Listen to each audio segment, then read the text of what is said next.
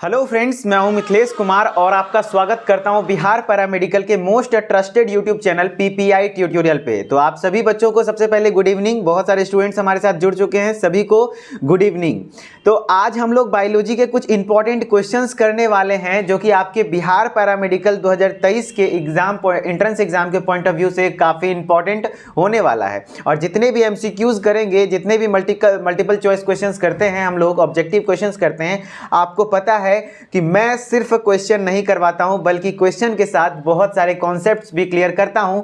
तो क्या आप लोग रेडी हैं आज के कॉन्सेप्ट क्लियर करने के लिए? फटाफट आप लोग लिखिए कमेंट सेक्शन में, रेडी हैं तो चलिए क्वेश्चन का आंसर आप लोग को भी करना है। आप लोग को भी मैं टाइम दिया करूंगा क्वेश्चन का आंसर करने के लिए। कमेंट सेक्शन में फटाफट आप लोग आंसर लिखेंगे, उसके बाद मैं सही आंसर बताऊंगा, फिर मिला लेंगे। उसके बाद मैं उसका जो एक्सप्लेनेशन करता हूं वो करूंगा। और एक्सप्लेनेशन को आपको ध्यान से रखना है। एक्सप्लेनेशन को आप हो सके तो कॉपी में नोट डाउन कर लीजिए। और जितने भी बायोलॉजी के क्लासेस करवा रहा हूं मैं, उसको बस ध्यान से देखते चलिए। और हो सके तो हमारे साथ पेड क्लासेस के माध्यम से आप जुड़ जाइए पीपीआई ट्यूटोरियल के साथ। यहाँ पे सारे एक्सपर्ट टीचर्स, सारे पैरामेडिकल क्वालिफाइड टीचर्स आपको पढ़ाएंगे, ठीक है, और अच्छे रैंक आप लाएंगे, ठीक है।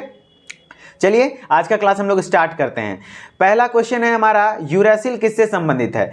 तो आप लोग आंसर करना चाहेंगे करिए, लेकिन मैं कहूंगा कि आंसर करने से पहले मैं थोड़ा सा थ्योरी बता देता हूं, इससे रिलेटेड थ्योरी, जो कि आपको मतलब इससे डीएनए और आरएनए से रिलेटेड। आज का हमारा क्लास जो है ना, मैक्सिमम डीएनए और आरएनए पे बेस्ड क्वेश्चंस रहेंगे, ठीक है। तो मैं थोड़ा सा डीएनए और आरएनए के बारे में बता देता हूं, उसके बाद आप लोग आंसर कीजिए। पहले देख लीजिए थोड़ा सा, ठीक है।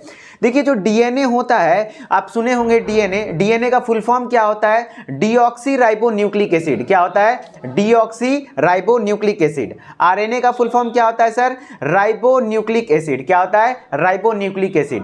जो डीएनए में नाइट्रोजन युक्त क्षार पाए जाते हैं, वो कितने प्रकार के क्षार पाए जाते हैं? 4 प्रकार के पाए जाते हैं। वो कौन कौन सा नाइट्रोजन युक्त क्षार पाया जाता है? तो ATGC, adenine, thymine, guanine and cytosine. ध्यान से सुनिएगा। डीएनए का full form deoxy ribo nucleic acid, RNA का full form ribo nucleic acid. DNA में कितने प्रकार के नाइट्रोजन युक्त क्षार पाए जाते हैं? 4 प्रकार के। आरएनए में भी कितने प्रकार के? 4 प्रकार के। लेकिन वो चारों कौन कौन सा है? तो डीएनए में कौन कौन सा है? Adenine, thymine, guanine, cytosine. A मतलब एडेनिन, टी मतलब थाइमिन, जी मतलब गुआनिन, सी मतलब साइटोसिन।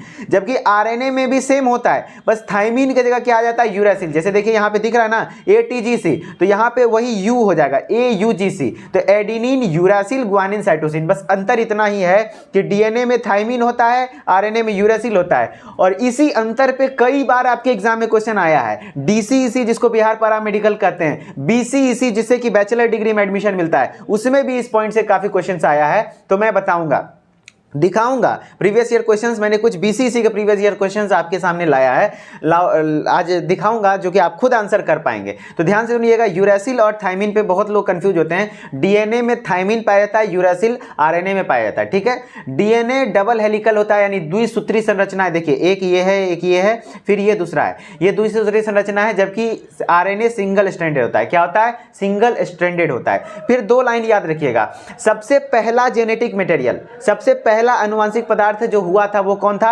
आरएनए था। सबसे पहला कौन है? आरएनए। फर्स्ट जेनेटिक मटेरियल कौन है? आरएनए। लेकिन सबसे मोस्ट स्टेबल जेनेटिक मटेरियल, सबसे स्थिर आनुवंशिक पदार्थ और सबसे बेस्ट आनुवंशिक पदार्थ कौन सा है? तो मोस्ट स्टेबल। क्या? मोस्ट स्टेबल मतलब मोस्ट स्थिर, सबसे ज्यादा जो जीवों में पाया जाता है वो डीएनए पाया जाता है, जेनेटिक मटेरियल। तो 2 लाइन ध्यान रखेंगे। सबसे पहला जेनेटिक मटेरियल आरएनए है, ठीक है। पहले जो मतलब साइंटिस्ट ने खोजा था, वो सबसे पहले किसको देखा गया था? आरएनए को देखा गया था, ठीक है। तो इसीलिए ध्यान रखिएगा, सबसे पहला जेनेटिक मटेरियल आरएनए है, लेकिन जो मोस्ट स्टेबल जो है जेनेटिक मटेरियल वो है डीएनए, ठीक है। इतना बात आप ध्यान रख लिए। अब आपके क्वेश्चन आते हैं। चलिए फटाफट आप लोग क्वेश्चन पढ़िए और आंसर करिए। यूरेसिल किससे संबंधित है? अभी हम पॉइंट कराए थे ना, यूरेसिल किससे संबंधित है? आप लोग आंसर करिए। आरएनए से, डीएनए से, दोनों से, या इनमें से कोई नहीं? हम बताए थे आंसर करिए। जी हाँ, कुछ बच्चे आंसर सही कर रहे हैं। तो मैं आपको बताया था कि डीएनए होता है, आरएनए होता है। डीएनए और आरएनए में नाइट्रोजनस बेस होते हैं। आरएनए में कौन कौन सा होता है? Adenine, uracil, guanine, cytosine. DNA में कौन कौन सा होता है? Adenine, thymine, guanine, cytosine. तो ये यूरासिल का बात कर रहा है ना, यही वाला यूरासिल है ना। देखिए इसको जब मैं हाईलाइट कर रहा हूँ, यही यूरासिल की बात कर रहा है। तो ये यूरासिल किससे संबंधित है? आरएनए से संबंधित है। तो हमारा आंसर 1 नंबर हो जाएगा आरएनए से। क्लियर? काफी बच्चे ने सही आंसर किया, वेरी गुड। इसी तरीके से आप लोग आंसर करते रहिए। चलिए नेक्स्ट क्वेश्चन है, ये 2018 का क्वेश्चन है भैया, 2018 का क्वेश्चन है पैरामेडिकल का, बिहार पैरामेडिकल का। फटाफट बताइए, डीएनए में कौन सा नाइट्रोजन क्षार है? डीएनए में कौन सा नाइट्रोजन युक्त क्षार पाया जाता है? तो अभी हमने बताया था ना, नाइट्रोजन युक्त क्षार कितने प्रकार के पाए जाते हैं? 4 प्रकार के। पहले आंसर कीजिए, ATUC, AUGC, UTGC या फिर ATGC। तो यहाँ शॉर्टकट में लिखा हुआ है, तो एग्जाम में भी कभी कभी शॉर्टकट यूज करता है, तो ध्यान रखिएगा।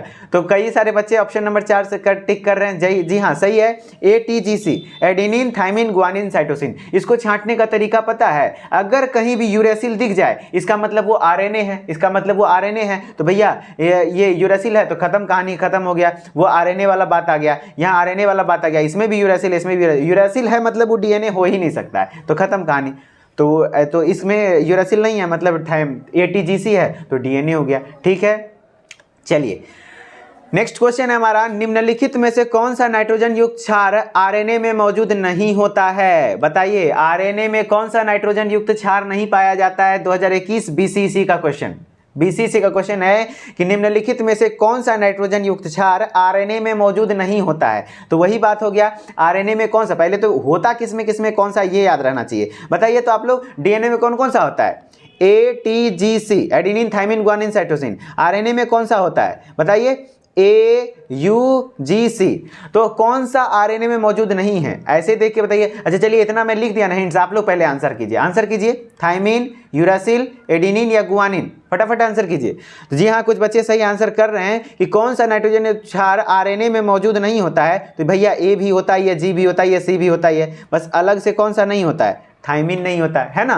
आरएनए में कौन सा मौजूद नहीं होता है? थाइमिन नहीं। यही कुछ देता क्वेश्चन कि डीएनए में कौन सा मौजूद नहीं होता है?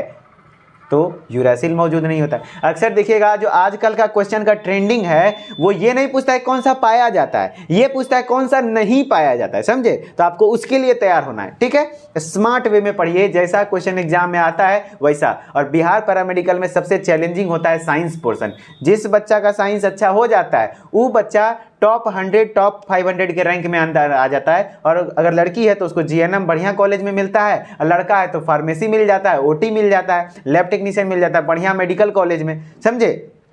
तो साइंस आपको बढ़िया करना एकदम जरूरी है। तो साइंस को आपको इग्नोर नहीं करना है। और साइंस आप बायोलॉजी तो कंफर्म बढ़िया हो जाएगा अगर आप मेरे से रेगुलर पढ़ लिए तो। ठीक है, चलिए अब नेक्स्ट क्वेश्चन आप देखिए, डीएनए में कौन सा नाइट्रोजन युक्त क्षार अनुपस्थित होता है? वही तो अभी हम इससे पहले 2016 का क्वेश्चन है ये झारखंड पैरामेडिकल का क्वेश्चन है। मैं बहुत सारे पैरामेडिकल के क्वेश्चन आपके लिए काफ़ी कंटेंट में रिसर्च करता हूं पहले, उसके बाद मैं आपके पास कंटेंट डिलीवर करता हूं। ये झारखंड पैरामेडिकल का क्वेश्चन है। और पैरामेडिकल का क्वेश्चन यहाँ वहाँ एक टॉपिक से है तो मतलब इंपॉर्टेंट है। और जब कोई बच्चा ना प्रीवियस ईयर क्वेश्चन कर पाता है ना, चाहे वो किसी भी स्टेट का है, तो उसके अंदर का कॉन्फिडेंस लेवल अलग होता है। ठीक है, तो अच्छा लेवल होता है कॉन्फिडेंस का। तो इस तरीके से हो सके बिहार पैरामेडिकल में भी क्वेश्चन आ जाए, और आता ही है। डीएनए में कौन सा नाइट्रोजन क्षार अनुपस्थित होता है? तो भैया डीएनए में कौन सा अनुपस्थित होता है? तो यूरासिल है ना। आप लोग सभी आंसर सही कर रहे थे। यूरासिल आंसर क्या होता है? अनुपस्थित होता है डीएनए में। ठीक है, चलिए नेक्स्ट क्वेश्चन बताइए फटाफट। हाँ, ये क्वेश्चन आप लोग बताइए। इस क्वेश्चन में ट्विस्ट है, जो इस क्वेश्चन को बताएगा उसके लिए मैं ताली बजाऊंगा। ऑनलाइन में भी तालियां बजती हैं, ध्यान से रहिएगा। हम बताएं ना कि मेरा क्लास ऑफलाइन जैसा फील करना है। जो बोलने बोले वो बोलो, जो नहीं बोलने बोले वो मत बोलो, जो आंसर करने बोले फटाफट आंसर कर लो। इस तरीके से पढ़िएगा ना तो बहुत मजा आएगा, पता नहीं चलेगा कि क्लास कर रहे हैं। समझे? चलिए इस क्वेश्चन को आप लोग पढ़िए। न्यूक्लिक अम्ल एक प्रबल अम्ल है, इसकी प्रबलता का कारण है। चलिए आंसर कीजिए तो। फॉस्फेट, शर्करा, नाइट्रोजिनस क्षार, हाइड्रोजन बंधन। हाँ, कुछ बच्चे सही आंसर कर रहे हैं, लेकिन एक्चुअली में इसका आंसर सही कैसे होगा वो मैं बताता हूँ। हो सके थोड़ा हल्ला हो रहा होगा, थोड़ा सा रिलैक्स हो जाइए, थोड़ा सा शोर मच रहा होगा, थोड़ा सा शोर मच रहा होगा, तब तक आंसर कीजिए आप लोग। हे, शांति बनाइए, क्लास चल रहा है, शांति शांति। बंद कीजिए गेट बंद कीजिए। ठीक है, चलिए अब शांति हो गया, अब शांत रहेगा, कोई दिक्कत वाली बात नहीं है। न्यूक्लिक अम्ल एक प्रबल अम्ल है, इसकी प्रबलता का कारण है। सबसे पहली बात हम लोग बात है न्यूक्लिक अम्ल का फील कराते हैं। क्या न्यूक्लिक अम्ल किसी को पता है क्या होता है? नहीं पता? चलिए मैं बताता हूँ। न्यूक्लिक अम्ल को इंग्लिश में क्या कहेंगे? Nucleic acid. अब न्यूक्लिक एसिड क्या नया नाम नहीं है ना, आप डीएनए और आरएनए सुने हैं। डीएनए का फुल फॉर्म क्या होता है? Deoxy ribo nucleic acid, last में न्यूक्लिक एसिड आ गया। आरएनए का फुल फॉर्म क्या होता है? राइबो न्यूक्लिक एसिड, लास्ट में न्यूक्लिक एसिड आ गया। मतलब न्यूक्लिक एसिड दो प्रकार का होता है, डीएनए और आरएनए एक प्रकार का क्या है? न्यूक्लिक एसिड है। तो न्यूक्लिक अम्ल ही कितने प्रकार के होते हैं? दो प्रकार के, एक होता है डीएनए, एक होता है आरएनए, ठीक है। तो वही न्यूक्लिक एसिड क्या है? एक प्रकार का प्रबल अम्ल है। डीएनए का नेचर कैसा होता है? एसिडिक नेचर होता है। डीएनए अम्लीय, डीएनए का प्रकृति कैसा होता है? डीएनए और आरएनए अम्लीय प्रकृति होता है। क्यों? क्योंकि नाम में ही एसिड लगा हुआ है, तो वही न्यूक्लिक अम्ल है ना। तो ये एक प्रकार का प्रबल अम्ल होता है, स्ट्रॉन्ग एसिड होता है। तो इसका प्रबलता का कारण क्या है? कि प्रबलता का कारण क्या है? थोड़ा सा आप इसको डिटेल में समझिए। न्यूक्लिक एसिड एक चेन है, क्या है? पॉलीमर है। क्या है? पॉलीमर है। और ये किसका पॉलीमर है? बहुत सारे छोटे छोटे से, जैसे न्यूक्लिक एसिड बहुत सारे गोल गोल गोल गोल गोल गोल इस तरीके से मान लें पॉलीमर से जुड़कर मिलकर बना होता है। अब अलग पेन के कलर से ध्यान से कॉन्सेप्ट समझिएगा, उसके बाद आंसर कीजिएगा आप लोग। ये देखिए बहुत सारे गोल गोल से जुड़ा होता है। तो ये जो बहुत सारे न्यूक्लिक एसिड क्या, एक श्रृंखला है, एक लंबी चेन है। तो किससे मिलकर बनी होती है? बहुत सारे न्यूक्लियोटाइड्स से मिलकर बनी होती है। किससे? न्यूक्लियोटाइड्स। किससे? न्यूक्लियोटाइड्स, जो कि आपको नाम दिख रहा है। तो न्यूक्लियोटाइड्स से यहाँ पे दो लाइन बोलूंगा मैं, वो दो लाइन आप पचा लेना तो पचा लो। अगर पच गया तो इससे क्वेश्चन गलत नहीं होगा। न्यूक्लिक एसिड क्या है? एक पॉलीमर है। क्या है? पॉलीमर है। किसका पॉलीमर है भैया? तो न्यूक्लियोटाइड का पॉलीमर है। तो हम कह सकते हैं कि nucleic acid is the polymer of nucleotide. ज्यादा डरना नहीं, इंग्लिश में बोले तो बायोलॉजी में इंग्लिश हिंदी मिक्स रहता है। न्यूक्लिक अम्ल किसका बहुलक है? तो न्यूक्लियोटाइड का बहुलक है, यानी न्यूक्लियोटाइड से मिलकर बना हुआ है, ठीक है। अब यही पूछ देगा न्यूक्लियोटाइड क्या है? तो nucleotide is the monomer of nucleic acid. क्यों? क्योंकि न्यूक्लियोटाइड एक टुकड़ा है ना। न्यूक्लियोटाइड क्या है? एक टुकड़ा है। किसका? न्यूक्लिक एसिड का। तो इसीलिए मोनो मतलब एक, मोनोमर।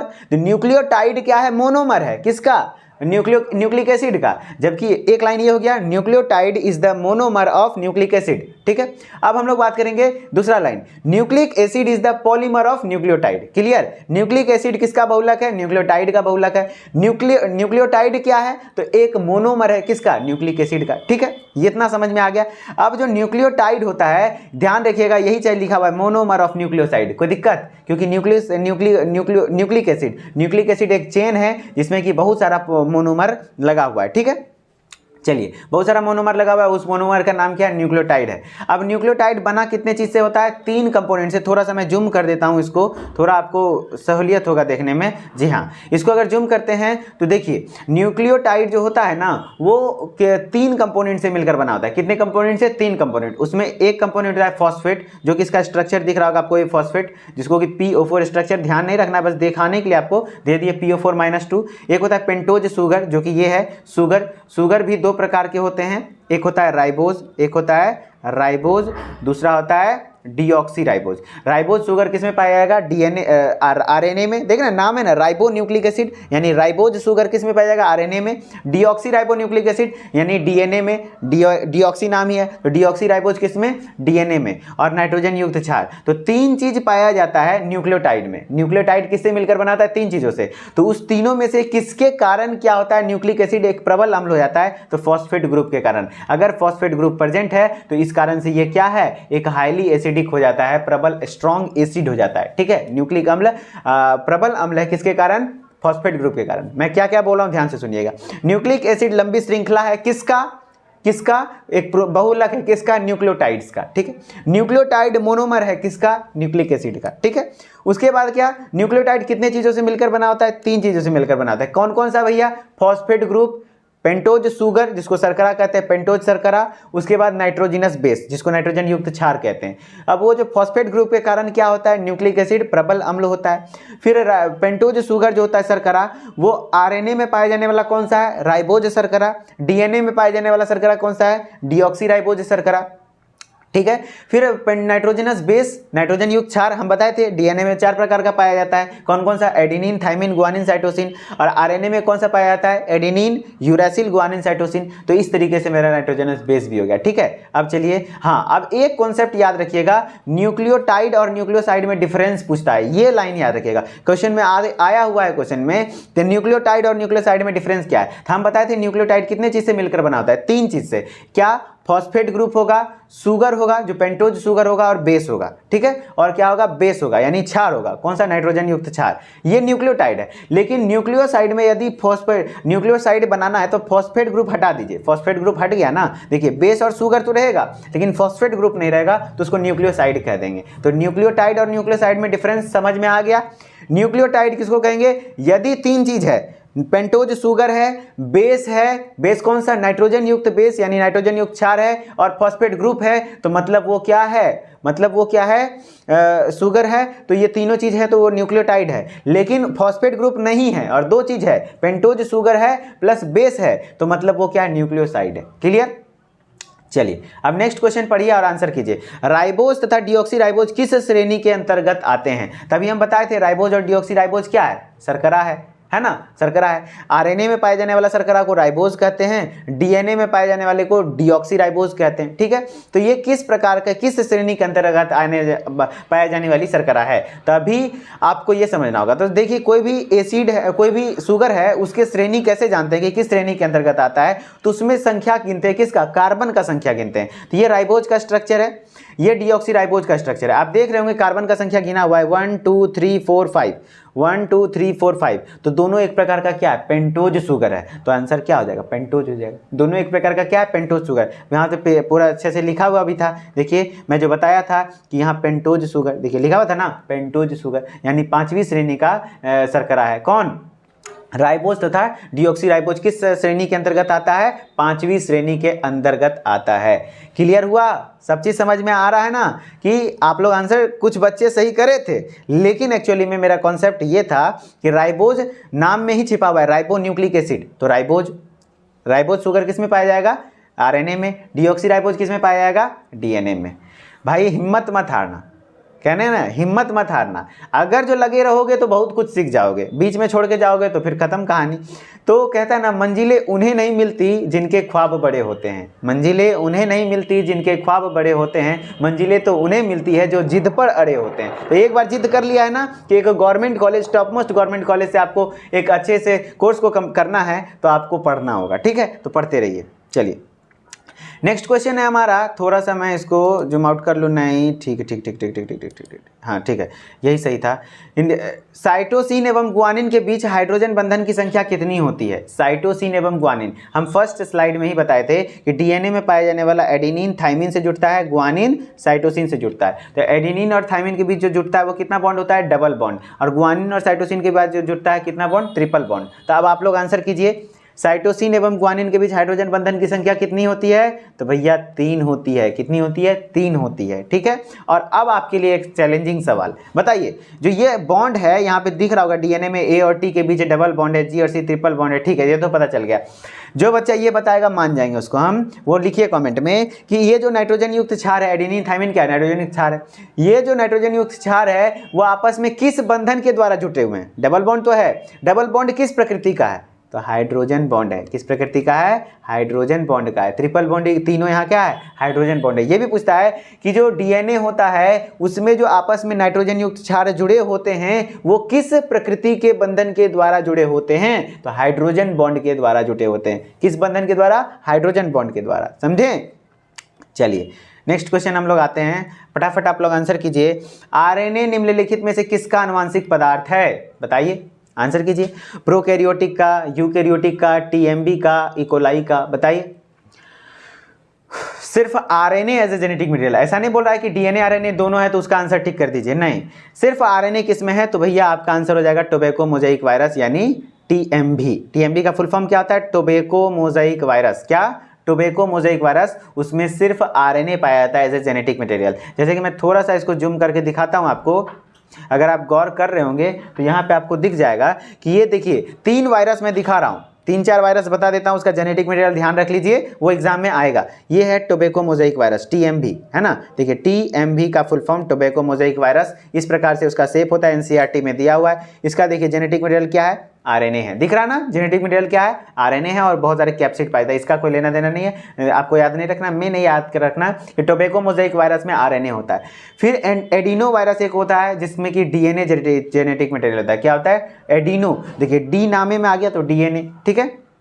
T4 बैक्टीरियोफेज नाम से एक वायरस होता है जिसमें कि DNA as a genetic material होता है। तभी मैंने 3 वायरस के बारे में बताया, टोबैको मोज़ेक वायरस TMV, उसमें कौन सा जेनेटिक मटेरियल होता है, RNA। फिर एडिनो वायरस में, तो एडिनो उसी में नाम है डिनो, मैंने DNA पाया जाएगा। T4 बैक्टीरियोफेज में कौन सा होगा, ये इसमें बैक्टीरियो नाम है लेकिन बैक्टीरियोफेज क्या है, एक प्रकार का वायरस है, तो उसमें क्या होगा, DNA होगा जेनेटिक मटेरियल। अब हम लोग बताइए तो कोरोना वायरस में कौन सा जेनेटिक मटेरियल है भैया, तो RNA है। क्या है, RNA है, ठीक है। चलिए अब हम लोग नेक्स्ट क्वेश्चन की ओर अपना आते हैं। बताइए किसी कोशिका में सबसे अधिक पाया जाने वाला RNA कौन सा है, बताइए, tRNA, rRNA, mRNA, इनमें से सभी। जी हाँ बच्चों, कुछ कुछ बच्चे सही कर रहे हैं आंसर, rRNA। किसी कोशिका में सबसे अधिक पाया जाने वाला RNA कौन सा है, rRNA। तब हम कार्यक्रम स्टार्ट करें, बताएं अब इसके बारे में। चलिए अब RNA को हाईलाइट करो, RNA के लिए तैयार हो, आ जाओ मेरे बालवीर, ठीक है। थोड़ा सा लाइट वे में क्लास कीजिए, मेरा क्लास ऐसा ही होता है, हम थोड़ा सा स्ट्रिक्ट होकर के नहीं पढ़ाते, थोड़ा सा एंजॉय के साथ पढ़ना है, ठीक है। तो ऐसा नहीं सोचना कि क्लास में क्या क्या बोल रहे हैं, जी हाँ बिल्कुल इसी तरीके से पढ़िएगा तो मजा आएगा। जो RNA है उसके बारे में आपको मैं क्या बताने वाला हूँ। देखिए RNA टोटल कितने प्रकार का होता है ये बताइए पहले। 3 टाइप्स के RNA होते हैं। कितने टाइप्स के RNA होते हैं, 3 टाइप्स के। कौन कौन से RNA, tRNA, क्या tRNA, फिर दूसरा क्या होता है mRNA, क्या होता है mRNA, तीसरा क्या होता है rRNA, क्या होता है rRNA। tRNA को क्या कहते हैं, ट्रांसफर RNA, mRNA को क्या कहते हैं, मैसेंजर RNA, rRNA को क्या कहते हैं, राइबोसोमल RNA। क्लियर। अब सबसे ज्यादा जो पाया जाता है वो कौन पाया जाता है, राइबोसोमल RNA। कौन पाया जाता है, राइबोसोमल RNA। कितना, लगभग 84%, पूरे सारे तीनों राइबोसोम का लगभग 84% वो किस में पाया जाता है, rRNA में ही, rRNA ही पाया जाता है। तो सबसे ज्यादा पाया जाने वाला RNA कौन सा हो गया, राइबोसोमल RNA। क्लियर हो गया। अब बताइए RNA का फुल फॉर्म आप लोग मेरे बता दीजिए, फटाफट बोलिए, राइबो न्यूक्लिक एसिड। अब बताइए कि RNA में पाया जाने वाला पेंटोज शर्करा का नाम क्या है, कौन सा पेंटोज शर्करा पाया जाता है, तो RNA का नाम में ही छुपा हुआ है, राइबो न्यूक्लिक एसिड। राइबो माने राइबोज पेंटोज शुगर, कौन सा, राइबोज शुगर पाया जाएगा, समझ गया ना। जो राइबोज शुगर है वो किस श्रेणी के अंतर्गत आता है, तो 5वीं श्रेणी। क्यों, क्योंकि उसमें 5 कार्बन वाला वो शुगर है, समझे। तो इस तरीके से आपका RNA हो गया, ठीक है। चलिए अब हम लोग नेक्स्ट क्वेश्चन, अच्छा नेक्स्ट स्लाइड मैंने ऐड करा है आपके लिए कि RNA, tRNA, mRNA 3 प्रकार का RNA होता है ना। तो rRNA सबसे ज़्यादा होता है 84%, tRNA 14%, ये 2.5%। ये याद रखिएगा tRNA का इंपॉर्टेंट ये है, इसमें एंटीकोडोन पाया जाता है। क्या पाया जाता है, एंटीकोडोन। क्वेश्चन पूछता है, नेक्स्ट क्वेश्चन शायद वही होगा, एंटीकोडोन किस में पाया जाता है, tRNA में, ठीक है। चलिए नेक्स्ट क्वेश्चन हमारा क्या है, एंटीकोडोन्स किस RNA से संबंधित है, यह आपके 2018 का क्वेश्चन है। एंटीकोडोन किस RNA से संबंधित है, तो भैया एंटीकोडोन किस RNA से संबंधित होगा, tRNA से संबंधित होगा। ये 2018 है, इसका मतलब ये नहीं है कि सिर्फ पैरामेडिकल, बिहार पैरामेडिकल का हो सके ये, जो कि हम जिसको छांटने देते हैं क्वेश्चन कि भाई प्रीवियस ईयर खोज खोज के लाओ, तो वो हो सके झारखंड पैरामेडिकल से लिया होगा, है ना। हो सके कुछ कोई BCC के प्रीवियस ईयर क्वेश्चन से लिया होगा, समझ रहे हैं। तो ऐसा मैं दावा नहीं करूंगा कि ये कहते हैं इसी का है, बिहार पैरामेडिकल का ये, लेकिन हाँ कोई भी मेडिकल एंट्रेंस एग्जाम का ये प्रीवियस ईयर क्वेश्चन है, क्योंकि मैं क्वेश्चन खुद से नहीं छांटता हूँ, क्वेश्चन मैं सेलेक्ट करने के लिए अपने जो मेरे साथी हैं उनको दे देता हूँ कि हाँ भाई मेरे को प्रीवियस ईयर क्वेश्चन DNA और RNA से रिलेटेड जितने भी आए हुए हैं, इसे पैरामेडिकल BCC से रिलेटेड एग्जाम्स क्वेश्चन जो भी मेरे पास पेपर्स अवेलेबल हैं उसमें से छांट के दीजिए, तो वही छांट के दिया हुआ है, ठीक है। तो उससे मैं बता रहा हूँ, ठीक है। तो लेकिन हाँ इंपॉर्टेंट क्वेश्चन है तो आप याद रख लीजिए। एंटीकोडोन किस RNA से संबंधित है, तो भैया एंटीकोडोन जो लूप होता है वो tRNA में होता है। किस में होता है, tRNA में। नाम ऐसे भी याद रहेगा, T नाम में आ रहा है तो tRNA, ठीक है। चलिए अब ये क्वेश्चन का आंसर कीजिए तो आप लोग, न्यूक्लियोसोम में उपस्थित होता है, न्यूक्लियोसोम में उपस्थित होता है। आखिर न्यूक्लियोसोम में क्या उपस्थित होता है? Histone protein, nucleotide, nucleoside, nucleoplasm, क्या बताइए? न्यूक्लियोसोम मैं बताता हूं, देखिए कोई बात नहीं, होता है। न्यूक्लियोसोम थोड़ा सा टॉपिक है समझने वाला। तो न्यूक्लियोसोम ये पूरा जो स्ट्रक्चर है ना वो न्यूक्लियोसोम है, ठीक है। एनसीईआरटी में दिया हुआ है, क्लास 12 के एनसीईआरटी में ये पूरा न्यूक्लियोसोम का टॉपिक है, न्यूक्लियोसोम का स्ट्रक्चर है। न्यूक्लियोसोम एक्चुअली में कितने चीज से मिलकर बना होता है बताइए? न्यूक्लियोसोम 3 चीज से। कितने चीज से? 3 चीज से। क्या क्या पाया जाएगा उसमें? हिस्टोन ऑक्टामर पाया जाएगा। देखिए सबसे पहले बीच में हिस्टोन ऑक्टामर पाया जाएगा, देखिए गोल जैसा दिख रहा होगा, हिस्टोन ऑक्टामर। दूसरा उसमें डीएनए पाया जाएगा और तीसरा H1 हिस्टोन प्रोटीन पाया जाएगा। 3 चीज, डीएनए सबसे पहला, हिस्टोन ऑक्टामर, दूसरा डीएनए, तीसरा हिस्टोन H1 हिस्टोन प्रोटीन। कौन सा? H1 हिस्टोन प्रोटीन, समझे? तो इस तरीके से आपको ध्यान रखना है। और जो ये डीएनए होता है वो निगेटिवली चार्ज होता है। क्या होता है? निगेटिवली चार्ज होता है। और हिस्टोन प्रोटीन पॉजिटिवली चार्ज होता है। इस कारण से निगेटिव पॉजिटिव आपस में बाइंड किए हुए रहता है। तो न्यूक्लियोसोम 3 चीज से मिलकर बना होता है, डीएनए, हिस्टोन ऑक्टामर और H1 हिस्टोन प्रोटीन। तो बताइए इस तीनों में से कोई ऑप्शन में मिल रहा है? तो जी हाँ, मेरा मिल रहा है ना, हिस्टोन प्रोटीन मिल रहा है। तो आंसर मेरा क्या हो जाएगा? Histone protein. क्या हो जाएगा? Histone protein. तो न्यूक्लियोसोम में उपस्थित होता है क्या? हिस्टोन प्रोटीन, ठीक है। चलिए नेक्स्ट क्वेश्चन बनाते हैं। नेक्स्ट क्वेश्चन आप लोग आंसर कीजिए। ये थोड़ा कॉन्सेप्चुअल क्वेश्चन है, जो बना देगा ना मान जाएंगे उसको। जीन किससे बना होता है बताइए भैया? जीन किससे बना होता है? इसको थोड़ा सा जूम कर दूं मैं जी। जीन किससे बना होता है बताइए? लिपोप्रोटीन से, न्यूक्लियोसाइड से, पॉलीन्यूक्लियोटाइड से, हिस्टोन प्रोटीन से। तो पहले जीन कहाँ है? जीन क्या है बताइए? जीन क्या है किसी को आइडिया? मैं बताता हूँ। ये कोशिका है, ध्यान से सुनिएगा। उसके अंदर केंद्रक है, केंद्रक के अंदर गुणसूत्र है। मैं गुणसूत्र को निकाल दिया, लीजिए गुणसूत्र को बड़ा कर दिया, ये कुछ हाँ ठीक है, गुणसूत्र बड़ा निकाल दिया। गुणसूत्र के अंदर क्या होता है? गुणसूत्र किससे बना होता है? डीएनए से। डीएनए के टुकड़ा को क्या कहते हैं? जीन कहते हैं। आ गया ना जीन? तो एक्चुअली में वो जीन कहाँ से आ गया? जीन कहाँ पे आ गया? डीएनए के अंदर आ गया। तो अब हम देखेंगे कि जीन किससे बना होगा? जो डीएनए, जिससे डीएनए बना होगा वही जीन बना होगा, है ना। सॉरी, जो जीन किससे बना होगा? जो चीज से डीएनए बना होगा, है ना, वही चीज से जीन भी बना होगा। जीन एक्चुअली में बना किससे? डीएनए से। और डीएनए का जो कंपोजिशन होगा वही चीज किसका? वो क्या होगा? जीन का भी कंपोजिशन होगा। तो डीएनए क्या है? एक प्रकार का न्यूक्लिक एसिड है, पढ़े थे, डीऑक्सीराइबो न्यूक्लिक एसिड। और हम बताए थे न्यूक्लिक एसिड क्या? Na मतलब न्यूक्लिक एसिड क्या है? पॉलीमर है। किसका? पॉलीमर है। किसका?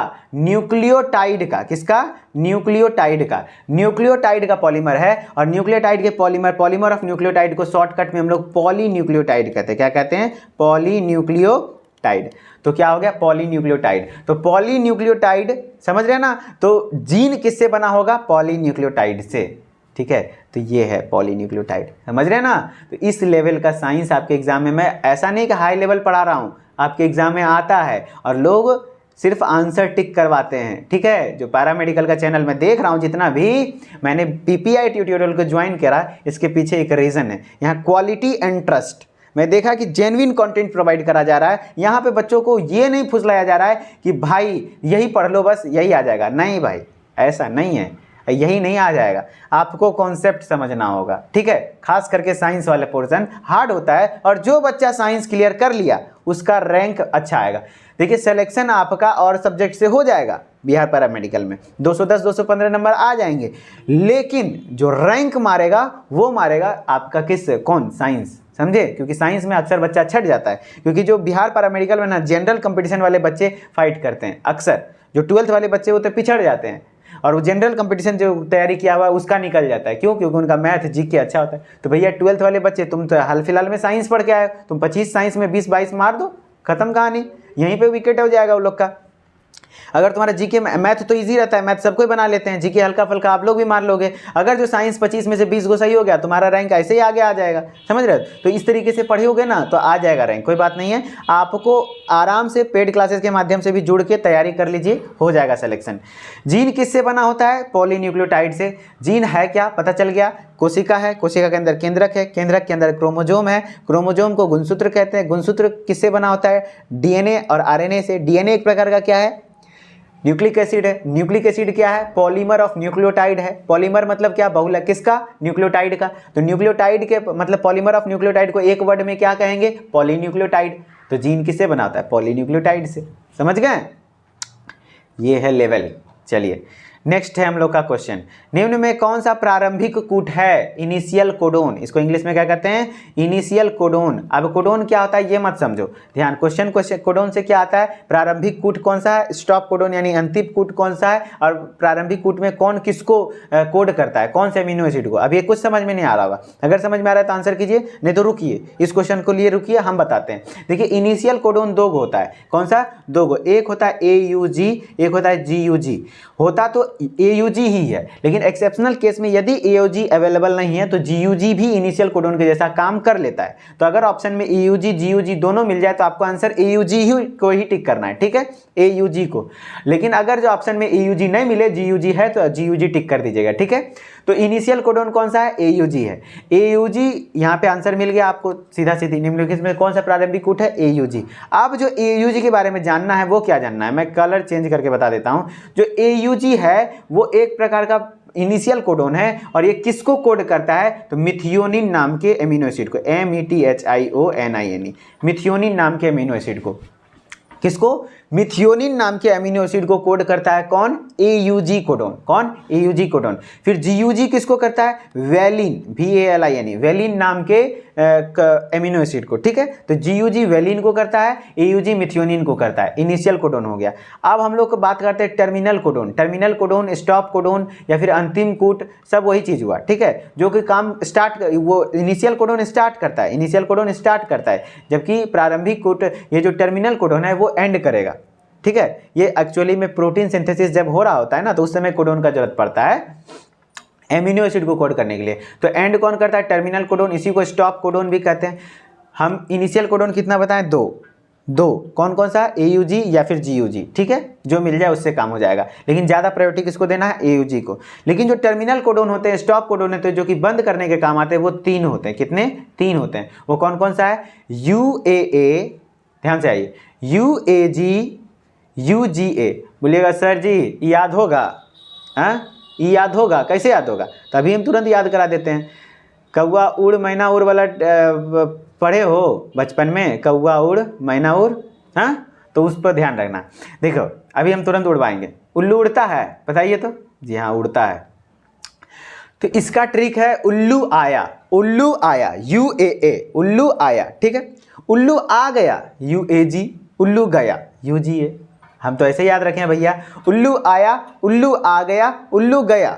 उल्लू आया माने UAA, उल्लू आ गया UAG, उल्लू गया UGA। इस तरीके से आप ध्यान रख लीजिए कि जो इनिशियल कोडोन है वो 2 है, वो AUG और GUG है, जबकि टर्मिनल कोडोन 3 है, एक है UAA, एक है UAG, एक है UGA। ट्रिक की बात करें तो उल्लू आया UAA, उल्लू गया UGA और उल्लू आ गया UAG। इस तरीके से आपका टर्मिनल कोडोन हो गया। तो यहाँ तीनों ऑप्शन था, UAA, UAG, UGA, तो इनमें से सभी आंसर हो जाएगा, ठीक है। तो टर्मिनल कोडोन ये है। और टर्मिनल कोडोन कौन कौन से अमीनो एसिड को कोड करता है वो कभी नहीं पूछा गया, ना ही पूछा जाएगा, ठीक है। ऐसे टोटल कोडोन होते कितने हैं? तो 64। क्या 64 कोडोन का आप याद रखिएगा कि कौन कौन अमीनो एसिड को करता है, तो नहीं ना, तो उसलिए उतना नहीं ध्यान रखना है आपको, कुछ कुछ का याद रखना है। AUG, UGOG बता दिए, उसका याद रख लीजिए, ठीक है। चलिए अब हम लोग नेक्स्ट क्वेश्चन पे आते हैं। हम लोग का DNA में कौन सा नाइट्रोजनस क्षार अनुपस्थित होता है? भैया लास्ट क्वेश्चन है, अपने से बता दो। DNA में कौन सा नाइट्रोजनस क्षार अनुपस्थित होता है? तो भैया यूरासिल। सब बच्चे सही आंसर कर रहे हैं, यूरासिल, ठीक है। तो DNA में कौन सा नाइट्रोजनस क्षार अनुपस्थित होता है? तो यूरासिल अनुपस्थित होता है। तो बढ़िया है, बहुत बढ़िया आप लोगों ने क्लास में आंसर करा। इसी तरीके से आप लोग रिस्पॉन्स करते रहिए और PPI ट्यूटोरियल के चैनल को सब्सक्राइब कर लीजिए, नोटिफिकेशन बेल को ऑन कर लीजिए, टेलीग्राम चैनल को ज्वाइन कर लीजिए, और हमारे साथ पेड क्लासेस के माध्यम से जुड़ना चाहते हैं तो आप हमारे नीचे दिए गए व्हाट्सएप नंबर पे कांटेक्ट कीजिए। हमारी टेक्निकल टीम आपसे बात करेगी, फिर आपको हमारे कोर्स में ज्वाइन कर लेगी और आपको आपके मंजिल तक पहुंचाएंगे, ठीक है।